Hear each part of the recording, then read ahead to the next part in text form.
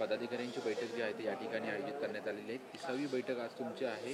त्या पद्धतीने पहिल्या स्टार्टिंगला डोमला एक मेळावा साहेबांनी घेतला होता, त्यावेळेस अध्यक्षांना आदेश दिले होते, त्यानुसार बैठका सुरू आहेत. कसं नियोजन आहे, काय सांगाल? आज मी संपूर्ण महाराष्ट्रातील मराठी बांधवांना आणि हिंदुस्थानातील हिंदू बांधवांना आषाढी एकादशी निमित्त मनापासून शुभेच्छा देतो. आमच्यासाठी अत्यंत महत्त्वाचा आणि भक्तीत लीन होणारा आजचा दिवस आहे. पण गेले एप्रिल महिन्यापासून माझी संपूर्ण मुंबई शहरामध्ये मेळावा सुरू झालेला आहे. सगळ्या गटाध्यक्षांची जबाबदारी साहेबांनी माझ्यावर दिल्यामुळे संपूर्ण मुंबईत गटाध्यक्षांचे माझे मेळावे चालू आहेत. प्रत्येक रविवारी माझे 3 मेळावे असतात. आत्तापर्यंत 27 मेळावे माझे पार पाडलेले आहेत. बोरिवलीपासून मी सुरू केलं होतं, दहिसर बोरिवलीपासून. आज पहिला मेळावा 11 वाजता शिवडीला आहे, दुसरा मेळावा 2 वाजता मुंबादेवीला आहे आणि तिसरा मेळावा 5 वाजता भायखळ्याला आहे. असे 30 मतदारसंघ माझे आज पूर्ण होतील आणि नंतर 6 मतदारसंघ आहेत. ते दक्षिण मध्य मुंबईमधला मतदारसंघ आहे. आणि ही गोष्ट खरी आहे की कालचा दिवस आमच्यासाठी सगळ्यांसाठी अत्यंत आनंददायी, अवर्णनीय, अविस्मरणीय असा दिवस होता. आणि त्या दिवसाची कुठल्याही शब्दांमध्ये मोजमाप करता येणार नाही असा दिवस होता. कारण ठाकरे परिवाराने भारत देशाला तर खूपच दिलेलं आहे, पण समस्त आमच्यासारख्या कार्यकर्त्यांपासून सगळ्यांना भरभरून दिलेलं आहे. किंबहुना BJPच्या लोकांना माहिती आहे का बाळासाहेबांनी BJPला भरभरून दिलेलं आहे. आणि त्याच्यामुळे काल बाळासाहेबांच्या जे काही 2 भाऊ एकत्र यावं ही इच्छा त्यांची होती, ती इच्छा मातृभाषेनिमित्त का होईना दोघे बंधू एकत्र आले. केवळ दोघे बंधू नाही आले तर तो संपूर्ण परिवार एकत्र आला आणि त्याचा माझ्यासारख्या कार्यकर्त्याला प्रचंड आनंद आहे.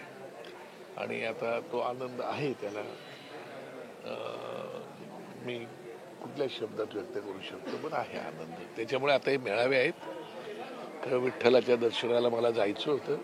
माझ्या बाजूलाच विठ्ठल रुक्मिणीचं मंदिर आहे, पण मी म्हणालो त्या दर्शनाला जाईनच, पण हा साक्षात विठ्ठल माझा जो आलेला आहे त्या विठ्ठलाला आपण भेटावं काय आणि त्याच्यानंतर तिथे दर्शनाला जावं अशा प्रकारचे. गेल्या अनेक वर्षांपासूनची तुमची इच्छा होती, तुम्ही प्रयत्न देखील खूप केले.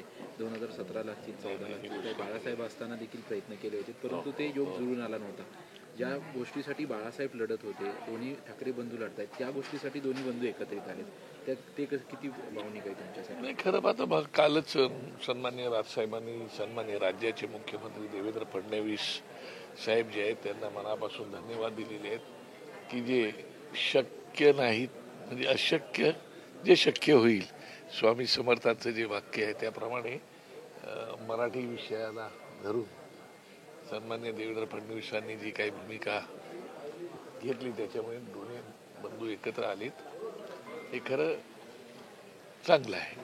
त्यामुळे त्यांचे आभार मानतो मी मनापासून. शेलार टीका करतायत, ते म्हणतात की राजकीय मेळावा होता, मराठीसाठी दोन्ही भाऊ एकत्र नाही आले की राजकारणासाठी. मला एक कळत नाही हो, तुमचा पक्ष काही सामाजिक संस्था आहे? तुमचा पक्ष काय करतोय अख्ख्या देशामध्ये? तेच करतोय ना. बरं, आता तर निवडणुका कुठल्याच नाहीत ना. निवडणुका असत्या तर गोष्ट वेगळी आहे, निवडणुका नाहीच. तुम्ही दिलं ना कोलीत आमच्या हातात. हिंदी भाषेचं कोणी दिलं तर आम्ही काय हिंदी भाषेच्या विरोधात थोड्या आहोत. हिंदी भाषा पाहिजेतच आहे, फक्त विरोध एवढाच होता की 1ली ते 5वी पर्यंत नसावी जी पूर्वी होती. एवढ्यासाठीच आमचं म्हणणं होतं. त्यांनी बोलताना असं म्हटलं की राज ठाकरे यांचं भाषण अपूर्ण होतं आणि उद्धव ठाकरे यांचं भाषण अप्रसंगी होतं, सगळं अवास्तव होतं. मला असं म्हणायचं आहे की आजच्या तारखेला जर तुम्ही पाहिलं तर अख्ख्या भारतामध्ये आशिष शेलार साहेबच एक नंबरचे वक्ते आहेत. त्यामुळे त्यांचं कौतुक आम्हाला आहे ना. अभ्यासू आहेत, आता काहीतरी त्यांना उत्तम संसदपटुत्व मिळालेलं आहे, वाक्पटू आहेत, कारण ते ॲडव्होकेट आहेत. त्याच्यामुळे त्यांचं आम्हाला कौतुक आहे. आणि हे लोक त्यांच्या खूप मागच्या रांगेत आहेत, त्याच्यामुळे न बोलणं बरं आहे. दोन्ही भाऊ एकत्र यावे यासाठी तुम्ही प्रयत्न केले, बाळासाहेबांची इच्छा होती, तुम्ही बोलून देखील वारंवार दाखवलं. परंतु कालच्या भाषणामध्ये दोन्ही भावांनी देखील म्हटलं की मुख्यमंत्र्यांनी जे देवेंद्र फडणवीसांनी केलं त्यांच्यामुळे आम्ही एकत्रित आलो वगैरे. तर देवेंद्र फडणवीस यांनी म्हटलं की बाळासाहेबांचे आशीर्वाद मलाच लाभतील म्हणून मी दोघा भावांना एकत्रित केलं. उपासात्मक टोला त्यांनी लगावलेला आहे. हा, आता बघा कसं आहे, मुख्यमंत्री साहेब आहेत ते, त्यांना भावना आहेत, त्यांनी बाळासाहेब पाहिलेले आहे, त्यांना नक्की माहिती आहे की बाळासाहेबांमुळे कोणाकोणाच्या आयुष्याचं भलं झालेलं आहे, हे सगळं त्यांना माहिती आहे. आणि मग त्याच्यात बाळासाहेबांचा आशीर्वाद मला मिळावा अशी त्यांनी अपेक्षा केली तर काय चुकीचं काहीच नाही ना, आमचं काय म्हणणंच नाही. पण मराठी माणसं आहेत, महाराष्ट्रावरती प्रेम करणारी माणसं आहेत, त्यांना माहिती आहे आपल्याला काय करायचं काय नाही करायचं. त्याच्यावरती ते काय ज्याला वेळ त्यावेळेची गोष्ट आहे. आता तर तो दिवस नाही आहे, आता ती वेळ पण नाही आहे.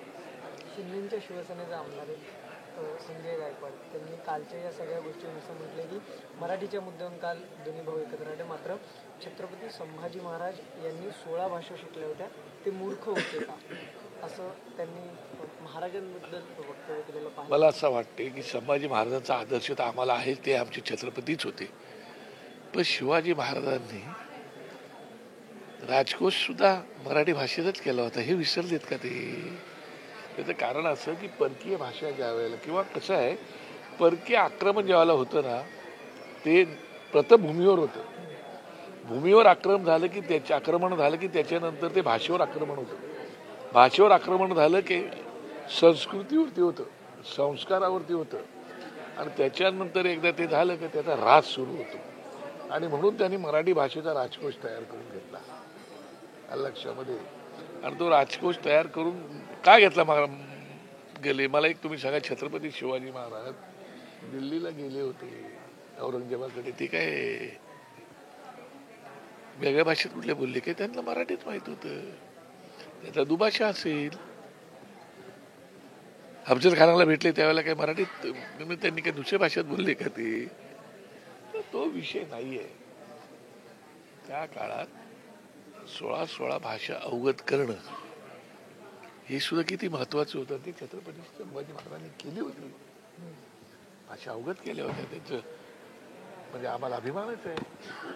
परंतु छत्रपती शिवाजी महाराजांनी मराठी राजकोष का तयार केला, त्याच्या मागे पण त्यांची विचारसरणी होती.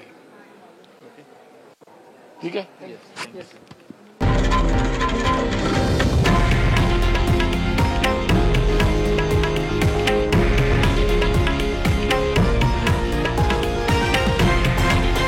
हे आहे देशातील नंबर 1 न्यूज नेटवर्क आणि आपण पाहत आहात TV9 मराठी, एकमेव.